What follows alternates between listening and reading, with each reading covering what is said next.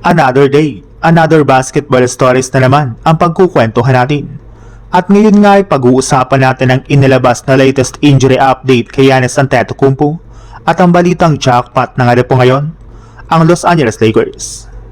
Naputol na nga po ng Milwaukee Bucks ang kanilang 4-game losing streak matapos nga po nalang maipanalo ang kanilang game kahapon laban sa Indiana Pacers sa pangunguna ni Giannis Antetokounmpo na nakapagtala ng 31 points dito.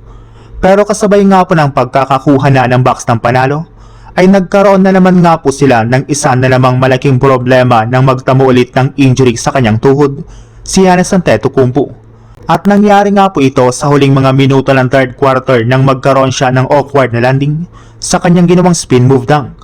Kita nga po dito na mukhang nagkaroon nga po si Giannis ng hyperextended knee na siyang rason bakit maaga siyang nawala sa kanilang laro at hindi na bumalik pa. At dahil nga po sa pagkakaroon na naman ni Giannis ng injury ngayong season ay pinagtatawanan na naman nga po siya ngayon ng mga fans.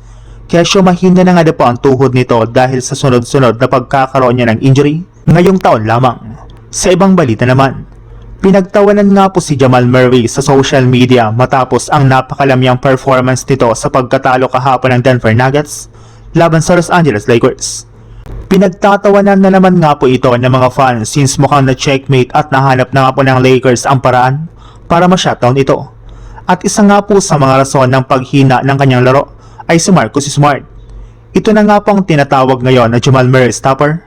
Gayong marami na nga po sa mga fans ang nakapansin na natatakot nga na po si Murray sa tuwing si Smart ang bumabantay sa kanya.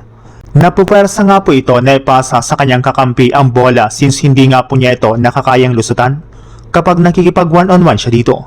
Kaya dahil nga po sa nangyaring ito ay puro trash talk at batikos na nga po ang natanggap ngayon ni Jamal Murray. Napatunayan na rin naman nga po ni Marcus Smart na isa pa rin nga po siyang former Defensive Player of the Year.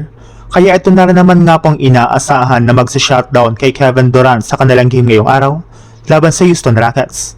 Siya nga pong expected na magiging susi para manalong muli ang Los Angeles Lakers.